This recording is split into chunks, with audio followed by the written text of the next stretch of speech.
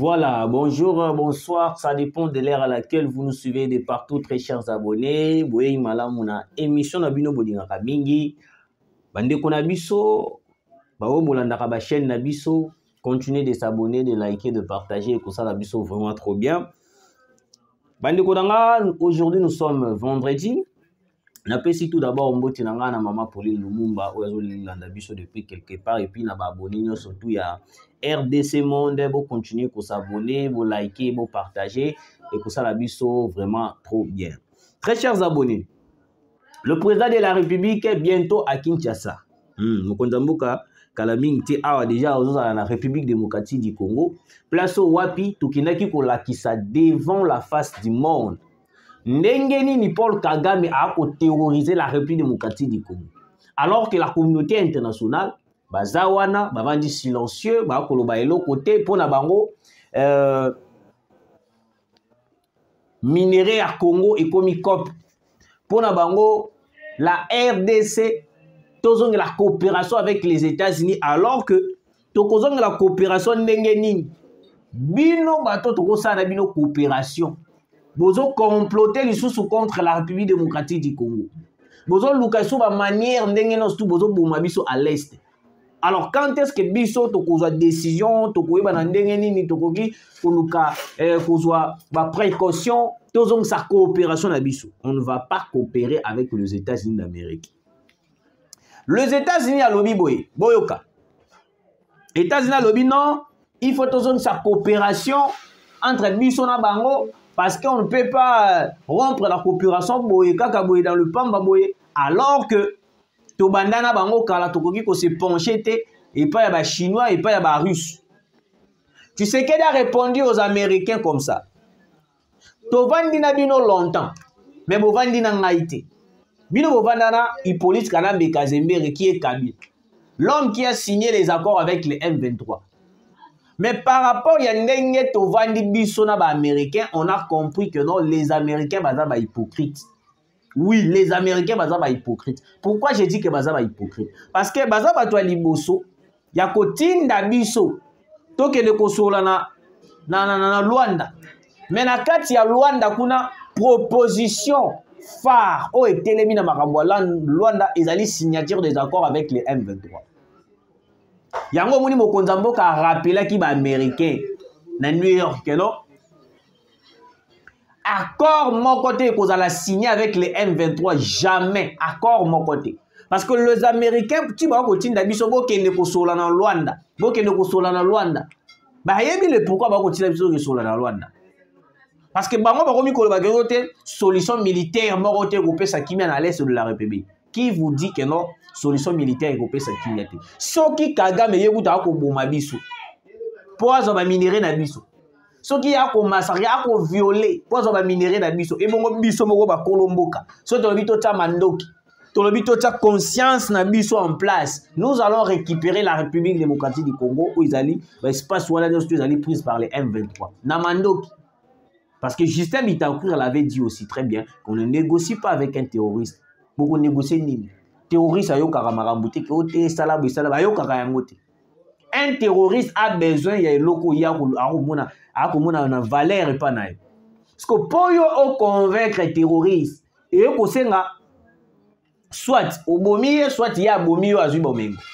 C'est ça. Yango moni depuis to bandaki makambo ya kosola na Luanda. Depuis to bandaki makambo ko parler to keibo tozoni be ministre des affaires étrangères na biso a keibo a salibo tozo trouver solution parce que biso toboy signature des accords où ils allaient brassage mixage au sein de l'armée. Le roi toboy yango le Rwanda peut aussi de son côté yé pas boy comme ça va militaire naï parce que ngana yeb sarabino Ernest Okuno toutes les décisions que Paul Kagame zwaka pour na makambo Italie est de la République ils allaient yété ils allaient les occidentaux ils allaient ba américains. Peut-être yo kolobaganote Paul Kagame aussi non Paul Kagame aussi il est utilisé par les occidentaux. Il est utilisé par les États-Unis, par Londres, par la France. Parce que na minute yo plan stratégique na bango où ils allaient qui tondi ma signature des accords. Parce que bango ba ya na menace. Ils ont commencé à menacer l'Est de la République démocratique du Congo. Depuis Kabila Azala, Tobundi, Kabila Azala qui mascarade, le roi net Tozo Bundendenge à solo. Ok, on faisait que du mascarade. Ti eye ko coûter vie chère ya Mamadou Ndala. Mamadou Ndala Koufi, biso to kanisa qui peut-être on te ah Kabila vraiment zaki na souci à mboka. Alors que Olive les maye ko avouer biso clair que non. Kabila avait terminé la guerre avec un simple stylo. Donc les lobbies qui comme aussi sa guerre. C'est grave, comprenez. Bande Kolanga, la nouvelle vient de tomber. Plusieurs infiltrés dans Kata FARDC. Waouh! Christian Chiwewe, les généraux des forces d'armée. Là, il y a une question vraiment. Général Christian Chiwewe, ceux qui ont travaillé pour l'école au Congo, tous ont travaillé pour le bateau Oyo Wapi.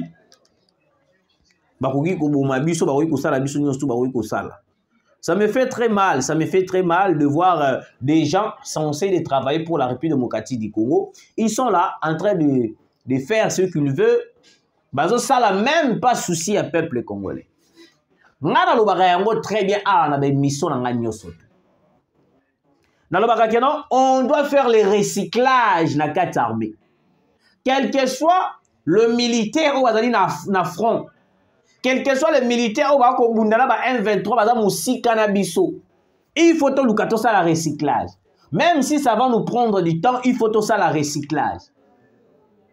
Donc les lots de traîtres dans la armée, comme na bango ebele, surtout comment est-ce qu'ils vont faire pour déstabiliser la République démocratique du Congo. Ce qu'on ignore les kaki. Il y a un général de FARDC. Oyo wapi aza traître ya ndenge ya kosakana te. Amoni ba avancer ya FARDC, ya ba wazalendo plutôt. Na kata ba avancer ya ba wazalendo, ya atala lobi non. Na kata ba avancer ba wazalendo yo, c'est que ngai eloko na koyi kosala ezali nini? Azui attaquer ma position ya ba wazalendo. Voilà le général ya FARDC wana. Le général Papi de FARDC, le général Papi, a attaqué ma position il y a Wazalendo.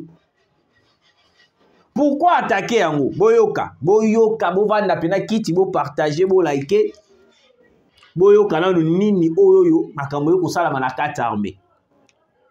Le général en question, azali en collaboration avec le M23. En collaboration avec les M23. Donc, il y a une mission stratégique dans la armée. Mission na ezali, kozwaka information, nyo surtout l'armée, azwaka yango, apesaka yango, le M23 apesaka yango bananga, apesaka yango Wilingoma, Bertrand Bisimwa. Et puis en retour, beaucoup na épée, pembeni les sous ya ba militaire na biso et FARDC. Ce genre de personnes existent toujours dans la armée na biso. Oui, bazaka na kata armée na biso. Ya on a moni Christian Chiwewe, il faut la bouka. Qui pasteur na armée te.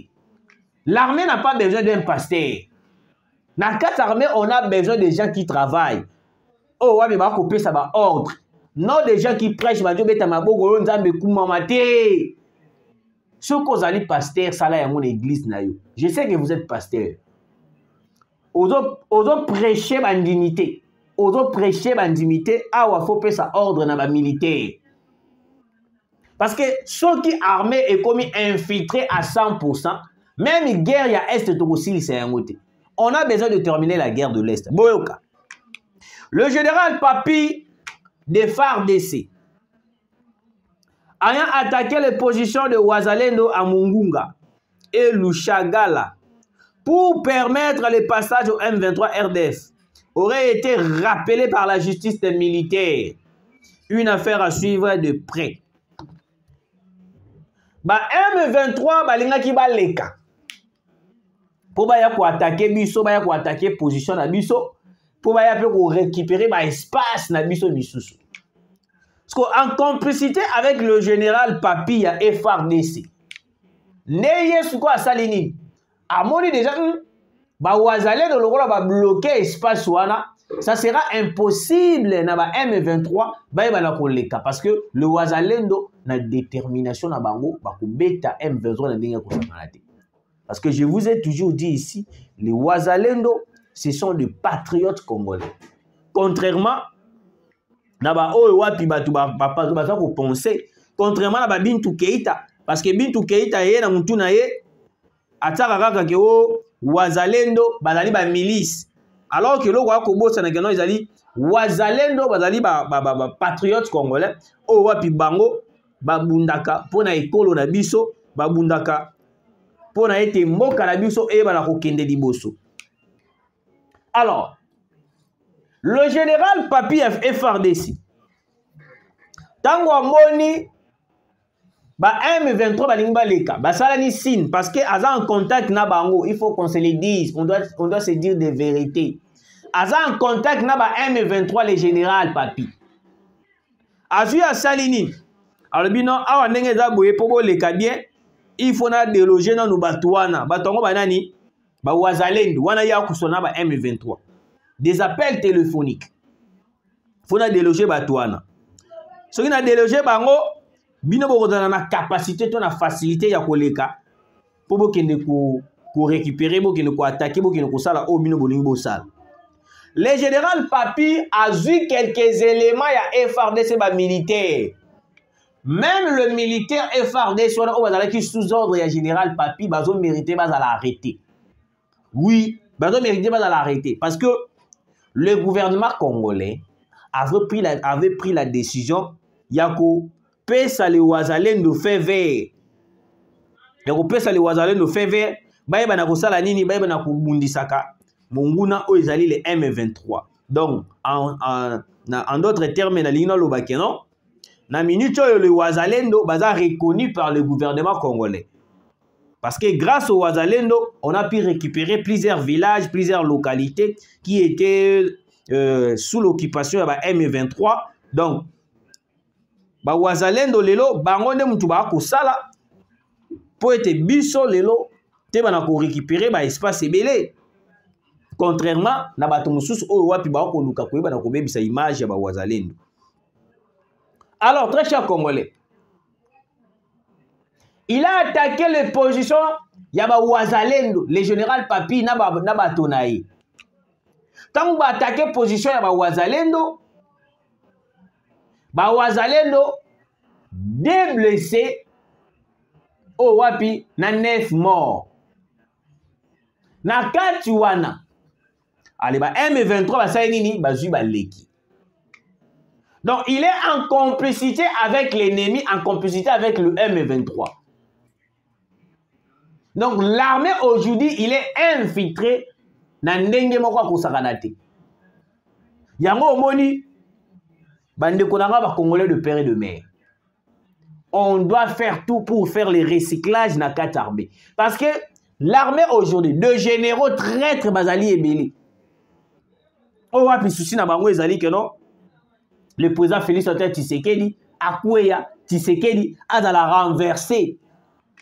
Comment est-ce qu'on peut laisser des traîtres dans la carte armée? Là, Christian Chiwewe, vous êtes là en train de travailler pour le Congo, non de travailler pour votre famille. Parce que dans l'Iro Tokoken, Congo est Kokende. Mboka ezo kende mais bino bovandi bokota la kaka, vous avez observé, vous ne prenez pas des décisions pour terminer cette guerre. On a besoin de décisions. Non, il y a qu'au prêcher ma militaire. Tout le monde a besoin de bobanda côté ya biso te talaboy bozo prêcher biso et là bozo prêcher biso et qu'on faire avancer guerre te. Tout qu'on récupérer te. Alors très cher Congolais, le général Papi dans ma côte en contact na ba M23 a sololi na bango awa ndenge za position eza mwa mubulu ngai nazo meka ko déloger bato wana soki na déloger bango après avoir ko déloger bango bino boye bokoti en possession bobandi kusala o bino bokoki kusala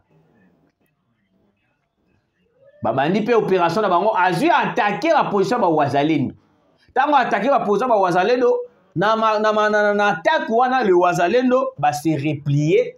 Nde yango epesaki passage na ba M23 bayeba na kokota bayeba na kozwa ba espace mususu wana.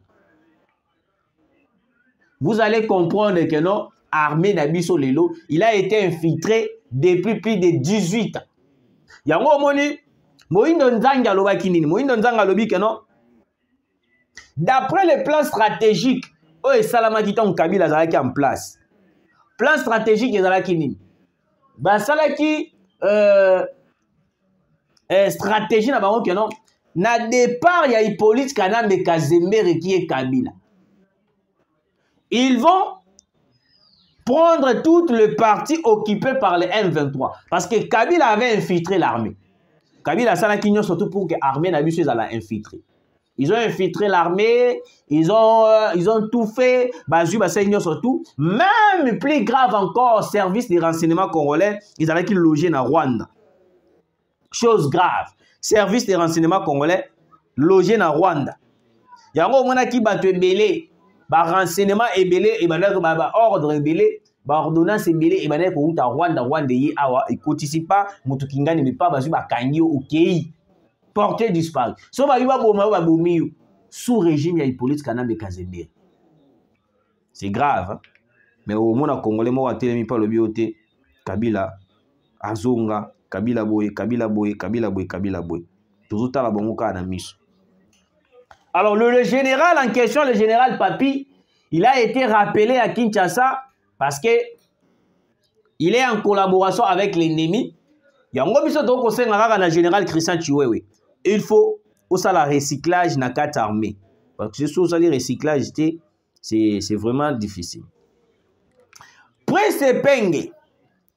Namoni Prince Penge a lobby. Baye ko bundela mboka. Parce que Tshisekedi azo sala elo kwa malungati. Est-ce que Prince Penge a évité que non, sur les Américains, ne bango bazali en complicité, ba ko bomabiso à l'est de la République. Est-ce que Prince Penge est au courant que les Américains bango ne ba ko pesa manduki na Paul Kagame pour ba piller minerai na biso ba violer biso ba massacrer biso? Est-ce que Prince Penge est au courant? Bo kana ba Prince Penge alobi.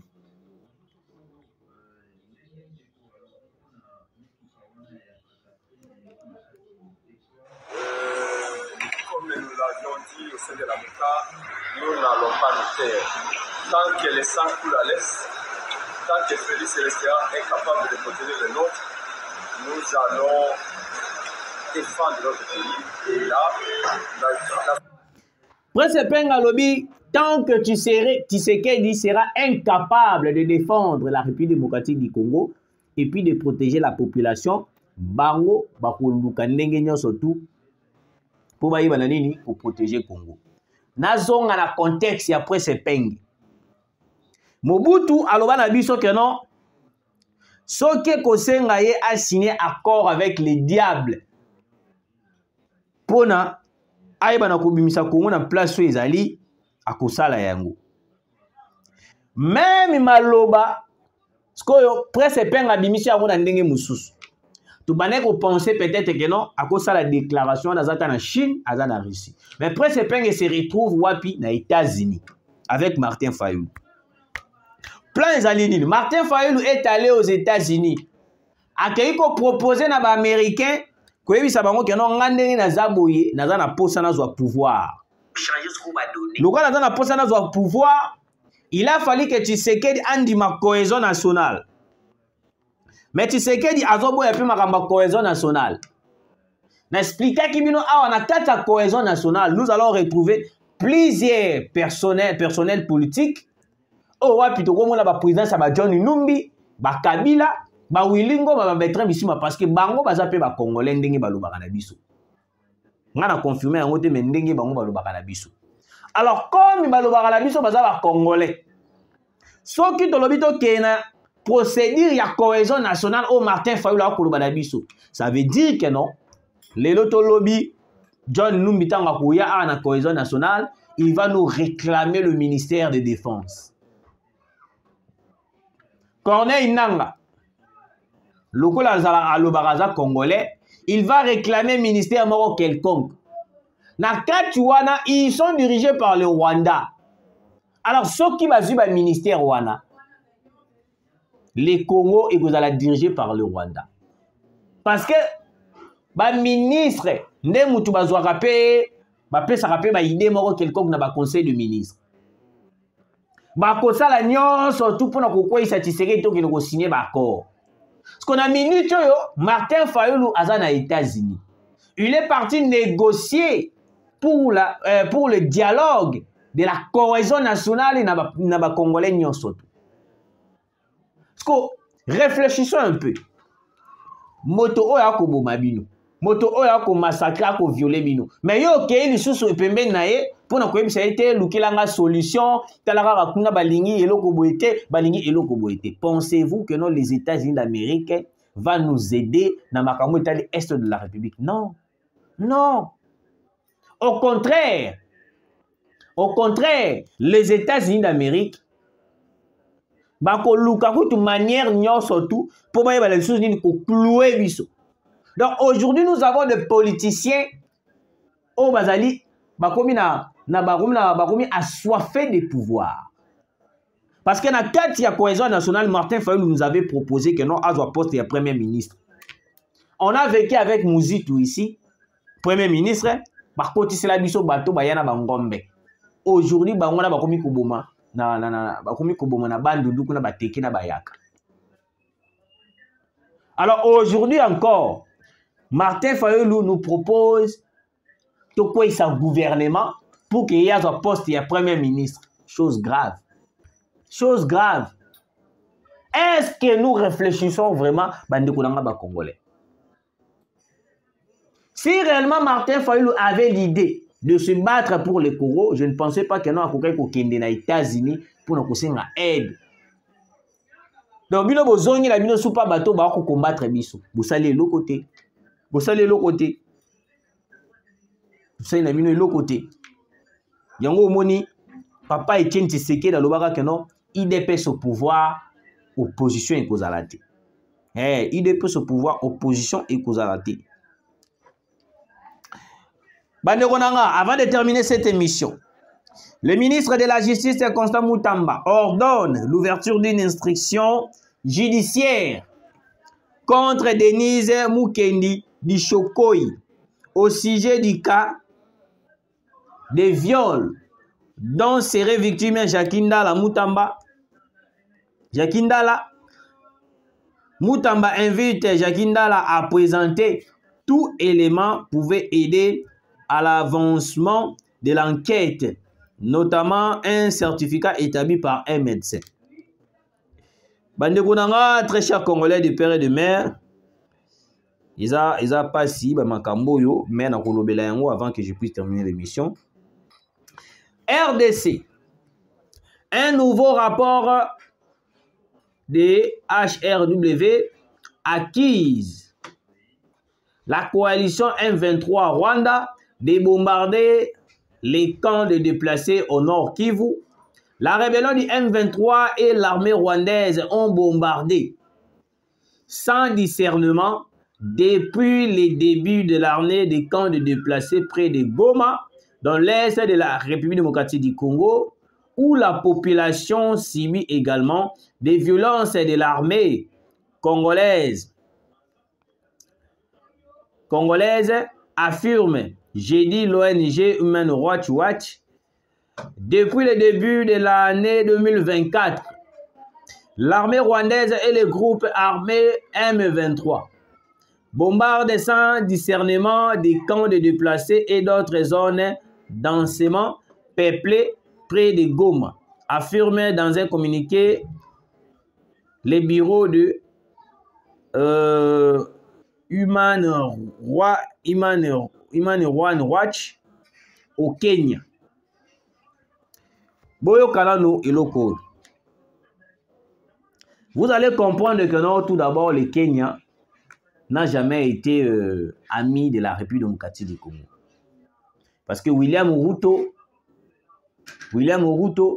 a été clair aux États-Unis d'Amérique. Motonyon surtout.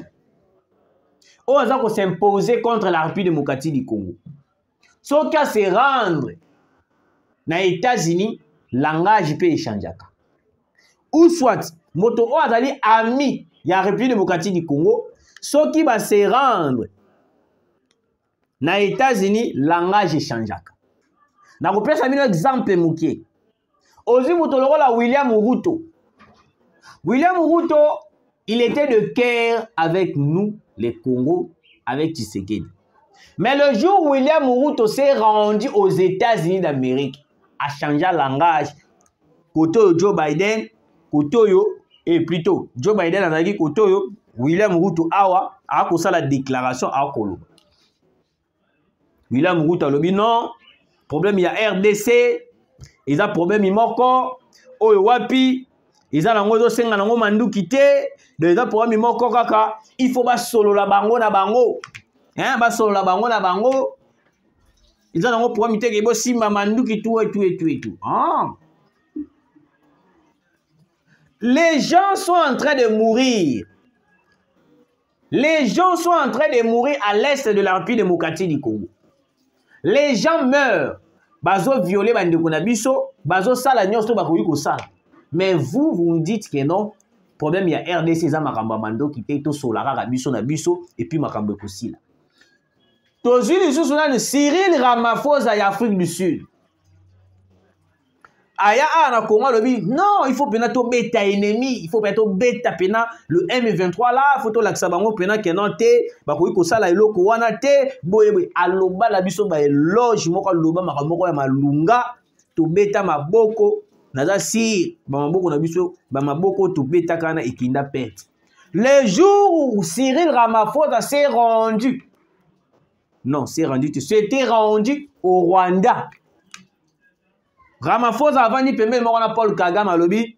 Maintenant, le problème de la RDC, c'est un problème de dialogue. Il faut qu'il va dialoguer, ceux qui va dialoguer na bango, okomona makambo tout et kosila, okomona. C'est le jour là qu'on a compris ba na bango. Même Joao Lorenzo o Yangola. Les aventures de Joao Lorenzo et Paul Kagame. Tout est bien déjà, tu comprends qui yango. Même il y a la tribune des Nations Unies. Joao Lorenzo. Il a continué pour parler à Luanda. Alors que pour parler à Luanda, il faut être cher Congolais. Pour parler à Luanda, on a besoin de récupérer notre sol congolais.